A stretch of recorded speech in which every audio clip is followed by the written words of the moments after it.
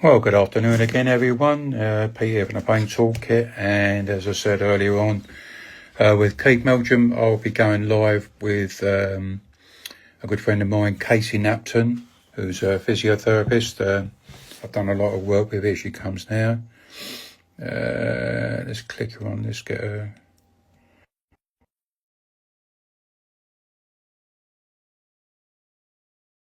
Hang on a second. No, not that one.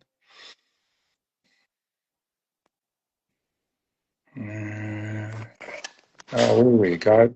There we go. Here she is. Here she is. Hello there, Katie. Hello, Pete. Lovely to see you. Well, it's nice to see you again as well, girl. Hey, listen, just had a Instagram live with Keith Meldrum, and we were just chatting about the conference. Most of it, really, we're both still wired about it, you know. But the reason I thought it'd be useful to have a chat with you because you, as one of the one of the healthcare teams or healthcare professionals that really got involved with Pain Supported Self-Management Week. So what did it actually mean to you, you know, to be part of it? Well, I just think as a clinician, I really need to promote it because it's what every patient needs from the outset. You need to take responsibility for your health, but you need the right information on how to do that. Mm. So it's not necessarily about your long term, your persistent stuff. It's about actually taking a bit of ownership, but having someone supporting you on the way. So Yeah, I think from day one, as clinicians, that's what we should be doing, engaging with people. And I think I did drop into a couple of the sessions, and I think it's recognizing that it's not the clinician telling you stuff. It should be a shared yeah, communication.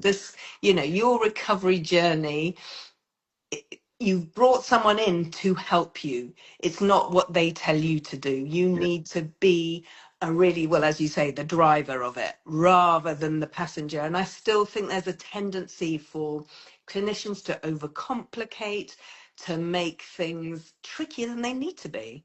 So, mm, as you've often said, some people, they go through, they learn about the pain toolkit, they learn their basic core skills, their 5 core skills, and actually that's enough for them to then get on. yeah, There's others who might need some different levels, and yeah, you know what, that is absolutely fine too. But there is nothing wrong with starting simple and getting the basics right. Which is why I've always been so delighted to be involved in your stuff, and I have had a few, shall we say, discussions with clinicians about moaning that it's too simple, and simple's good. Why do, yeah, well, but because people, I don't know, perhaps people like to sound clever, but I really struggle on big words and things like that. So I'm quite happy not to feel particularly clever. I understand it. I understand how to communicate it to my patients, and patients get it. And as I said, they can go on and do great things and go and look at pain science or whatever else they want to, but as long as they get those basics right, great. yeah. I think talking to people over the years, Katie, I know there's this. They get this, as you call it, pain science. There seems to be nothing personal with healthcare. Not you personally, but healthcare professionals, healthcare providers. They seem to overcomplicate things, like, you know. And really, we just want basic, simple messages, information, so that we can get ourselves back in the driving seat, back online, etc. Uh, Yeah, and I think that's right, and that's what it should be. I mean, I remember, and it was nothing to do with pain physio or anything. I went to the orthodontist with my son, and oh, I shouldn't really bring up any of the genetic issues, but anyway, we tend to not necessarily get secondary teeth anyway. And the dentist was going, so the orthodontist was going through the percentage of people who don't, and and I walked out with my son, who was then 12, and he goes, "Oh, he likes his numbers." And I thought, do you know what? We're not interested in those. uh, I'm only interested, what does this mean for you? What do we need to do? Is there anything we need to do? What can we action? And I think that really made it, when people go, oh, 80% of people, 90, actually, you just want to know about you and how to manage it yourself. So, and I think that really made me realize that we shouldn't be spouting, figures, percentages at people. We need to understand what they're going through and try, we're never going to totally understand it because everything's individual, but at least we've listened, we've heard, and then together make a plan on how to get moving and get living again. Yeah, I mean, I totally agree with you, and I always remember you were just giving a story about your son going to see the orthodontist, and I always remember when I got diagnosed with prostate cancer, and they give me a book. It was probably so no, it wasn't far off that thickness, Nice. about from the urologist. He might as well give me a telephone directory, And it was written by Royal College of Urologists, it was too technical. Number one, it's too technical for me to read, and I wasn't really. I just want to know what do I need to do? How do I need to manage this? Blah blah blah. Get on, Absolutely. you know. And I think we live in an age where there is an overwhelming amount of information. Yeah, And actually, most of the time, it's really hard to relate it to you. So again, starting with those very simple things, what do you want to know, Pete? What do you want to be able to do? What is relevant for you? How is this affecting your life? What does good look like? What are you wanting from either this appointment, or what are you wanting to see in 3 months' time? Or are you having to learn to live well with something? yeah, And I think we lose that. We're thinking, oh well, we give them links to that, we give them a downloadable book here, we give them this and that, and actually it's too much. It's yeah, just overload. So I think, and bearing in mind the actual age, the health literacy of the population is not high. It's about, well, generous they say about 11 years old. So a lot of these resources yeah. are of Yeah. absolutely no use I to know. a lot of the general population. That and language barriers, culture barriers, lots of other, neurodiversity, different ways. There's so much to think about. So that's why we need to, you shouldn't be gone into a pathway. It needs to be an individual thing, because how it affects someone's life, whatever they've got, any long-term condition, affects everybody differently. Yeah, yeah. I totally agree. I think when I did my sitting gills in adult learning or adult teaching, I think it was the basic stuff was 101, like is um, with who in your audience, who you're teaching, is you need to ask them how do they learn, through learning or reading, watching, practice hearing, or perhaps a combination of all three or four, because it's no good like me giving me a book, and I'm being personally, and I think a lot of people with pain, and perhaps a lot of people with long-term conditions, where we seem to be watchers, for some reason. I don't know why, but Well, I think it's the concentration thing. I think it's really hard. If you've got other stuff going on, it's yeah, hard to narrow down, to concentrate, to find the right yeah, time, the right place oh to sit and read anything. yeah, yeah. I remember back in the day when I was getting me pain days. I mean, I had the attention span of a flea. I did Um, improve that much. it still hasn't improved, no. But Mine's not listen, great. we're going to be doing another conference next year. We do our pain supported self management conferences every February. I think the next year's one's on the 20th. But I'll take it you'll be taking part in pain supported self management week next year. Oh yeah, you betcha. We'll definitely be there with bells and whistles on. No problem with that at all. Do you want to give your organisation? I know you're president of an organisation, but So do you yeah, want? I have a couple of roles. So I am chair of Physio First, which is the nationwide UK association for, or membership organisation for private physiotherapists, and I also run an online clinic called Physio Fast Online, where we support people.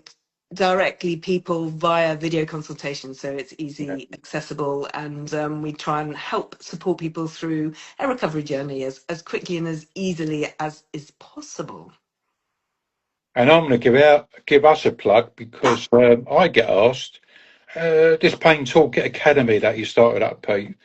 And I said, well, I have to tell. Well, it wasn't just me. In fact, it was you that said to me, let's start a Pain Toolkit Academy so that we fill that gap with, because the healthcare professionals don't get taught any self-management skills. Well, some, not all of them, but it's not in their curriculum, etc.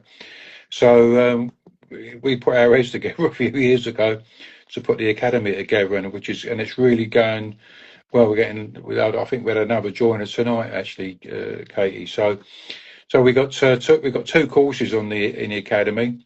One for healthcare professionals where they learn basic skills, and also for people living with persistent pain, etc. So it's we think, and the feedback we get from the people that join up, they say it's been a useful course, so the Pain Toolkit Academy. So I know we're going to be doing some other exciting work this year. Can't wait. Come on, baby, bring it on. Always more to do, isn't it? But let's Oh, get yeah. that academy nice and established. It's building. We're getting more and more people, and then we're building a community of people who understand how to give those skills and tools to people. And it's just why I love it is it was created really by UP, and we've interpreted to make it useful for clinicians. But it's a real co-production. So it's what most things miss, though. So it gives it from the patient's angle in terms of it's what you wanted to hear from clinicians that you didn't. Yeah. And I think it's something that you don't often get. And the idea is it is simple, and it means that you do the course as a clinician and you know where to have those first conversations. You don't feel a little bit lost, a little bit overwhelmed, or it's that dreaded, oh no, it's that person. So, with all those problems, how am I going to deal with them? So, I can't say it enough. The stuff you've done, Pete, to promote self-management is huge. And we need to celebrate that. I think it's great. But yeah, I'm excited. And we've got more things to do, definitely. Yeah, well, we are going to do that, and I think we've got some other courses lined up for people. And just before we sign off, I know you got to go and cook the tea or whatever. Gym. Oh, you're going to the gym? Oh, yeah, okay. I can't do that in the night. I have to do the gym in You do the morning. the morning, dude. But on the 25th of April, we're doing another conference, very similar to the one we did last Saturday morning.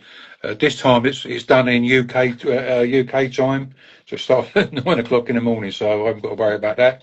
But it's for people with long-term conditions.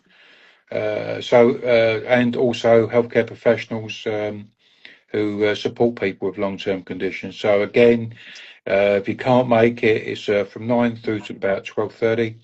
If you can't make it, still register. That way, you'll get a recording of the conference itself. Hey, listen, I'll send a link out with this video, and you'll be when you see the presenters, it'll may take you back a little bit because it's long-term conditions. We've had to look at things a little bit differently. So we got three people who are living with long-term conditions, self-managers, and also three healthcare professionals who support those people. So it's going to be a little bit different. So I'm really, really excited about that, as I think you will be. Absolutely brilliant. Katie, let's do some more of this, like Instagram Live, baby. I'm digging it. I probably should have done hair and makeup, but you've got more in me. Look at that. You've done yours already. Yeah, I did mine this morning about 4:30. Lovely. Thanks, Pete. That's great to see you. Well, listen, thanks everybody for watching. And got any questions for myself or Katie, just drop us a line and we can perhaps do a nanny question bit or something like that. So anyway, wherever you are in the world watching or listening, Thanks very much for joining us. Take care. We'll see you again soon. Ciao. Bye.